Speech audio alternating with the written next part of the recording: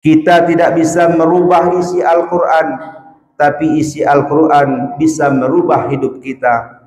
Al-Quran adalah cahaya yang tak pernah redup, petunjuk yang tak pernah salah. Ia menenangkan hati yang gelisah, menyembuhkan luka yang tak terlihat, menguatkan jiwa yang sedang lelah.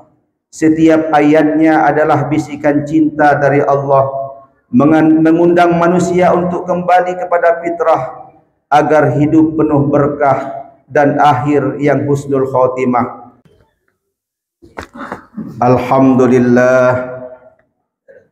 Alhamdulillahillazi anzala ala abdihil kitaba wa lam yaj'al lahu 'iwaja qayyiman liyunzira ba'san sadidan min ladunhu wa yubashshiral mu'minin.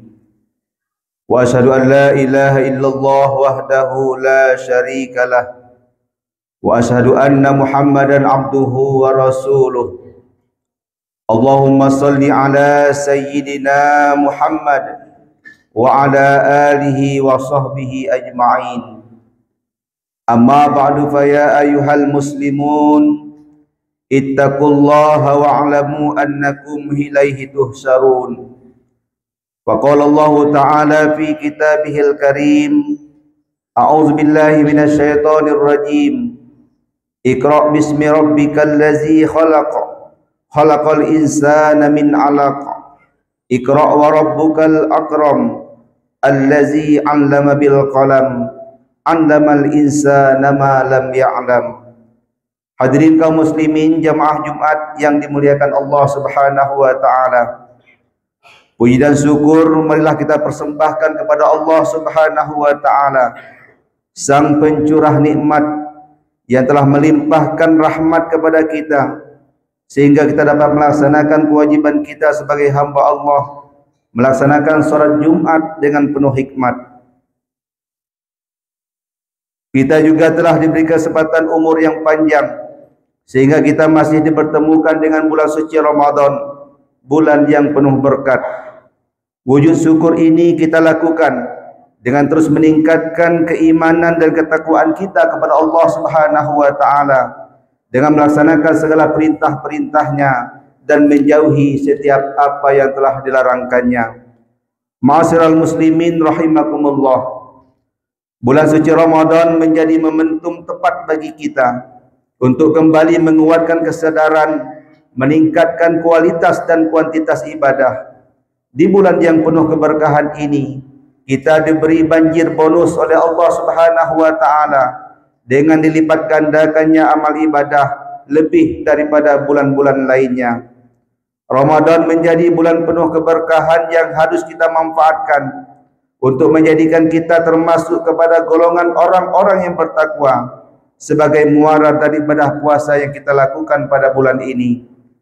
Keberkahan Ramadan terbukti dengan diturunkannya pada bulan ini panduan utama umat Islam dalam kehidupan, yakni Al-Quran, yang berisi firman-firman Allah dan tak terbantahkan kebenarannya. Hal ini disebutkan dalam surah Al-Baqarah ayat 185. A'udzu billahi minasyaitonir rajim. Bismillahirrahmanirrahim. Syahrul Ramadan allazi unzila fihi al-Qur'an hudal linnasi wa bayyinatin minal huda wal furqan. Bulan Ramadan adalah bulan yang di dalamnya diturunkan Al-Quran sebagai petunjuk bagi manusia dan penjelasan-penjelasan mengenai petunjuk itu serta pembeda antara yang hak dan yang batil. Dalam tafsir Kementerian Agama disebutkan bahwa bulan Ramadan adalah bulan yang di dalamnya untuk pertama kali diturunkan Al-Quran pada Lailatul Qadar, yaitu malam kemuliaan. Berkaitan dengan peristiwa penting ini, ada beberapa informasi Al-Quran yang dapat dijadikan sebagai acuan untuk menetapkan waktu pewahyuan ini. Ayat-ayat itu antara lain surah Al-Qadar ayat 1 yang mengisyaratkan bahwa Al-Quran diwahyukan pada malam yang penuh dengan kemuliaan atau malam Qadar. Inna anzalnahu fi lailatul qadr. Sesungguhnya kami telah menurunkan Al-Quran pada Lailatul Qadar. Kemudian surah Ad-Duhan ayat 3 yang mengisyaratkan bahwa Al-Quran diturunkan pada malam yang diberkahi, Inna anzalnahu fi lailatin mubarakah inna kunna munzirin. Sesungguhnya kami mulai menurunkannya pada malam yang diberkahi Lailatul Qadar. Sesungguhnya kamilah pemberi peringatan. Hadirin kaum muslimin rahimakumullah. Dari beberapa informasi Al-Quran ini, para ulama menetapkan bahwa Al-Quran diwahyukan pertama kali pada malam Lailatul Qadar, yaitu malam yang penuh kemuliaan, yang juga merupakan malam penuh berkah, dan ini terjadi pada tanggal 17 Ramadan. Tanggal ini juga bertepatan dengan bertemu dan pecahnya perang antara pasukan Islam dan tentara kafir Quraisy di Badar, yang pada saat turun wahyu itu umur atau usia Nabi Muhammad SAW yaitulah 40 tahun. Ma'asyiral muslimin jamaah Jumat rahimakumullah. Setelah mengingat kembali bahwa Al-Quran yang penuh keberkahan diturunkan pada bulan dan waktu yang berkah, maka tentunya akan semakin menguatkan kita untuk senantiasa dekat dan cinta kepada Al-Quran untuk meraih keberkahan.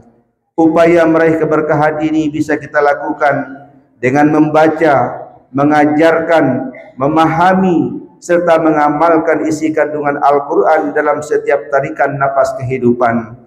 Intensitas membaca Al-Quran di bulan Ramadan perlu kita tambah, baik membaca secara perorangan maupun secara berjamaah atau dalam bentuk tadarusan.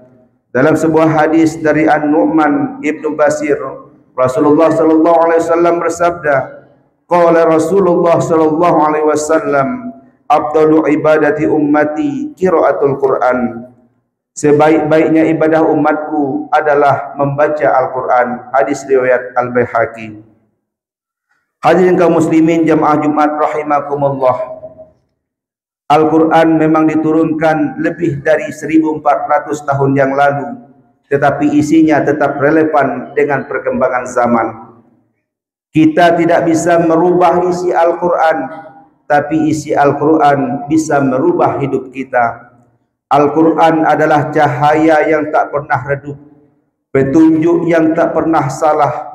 Ia menenangkan hati yang gelisah, menyembuhkan luka yang tak terlihat, menguatkan jiwa yang sedang lelah. Setiap ayatnya adalah bisikan cinta dari Allah, mengundang manusia untuk kembali kepada fitrah agar hidup penuh berkah dan akhir yang husnul khotimah. Dekaplah Al-Quran dalam setiap langkah kehidupan, karena di dalamnya tersimpan jawaban untuk setiap doa dan harapan. Barakallahu li wa lakum fil Qur'anil azim, wa nafa'ani wa iyyakum bima fihi minal ayati wa zikril hakim. Aqulu qawli hadza wa astaghfirullahal azim li wa lakum wa lisairil muslimina wal muslimat fastaghfiruhu innahu huwal ghafurur rahim.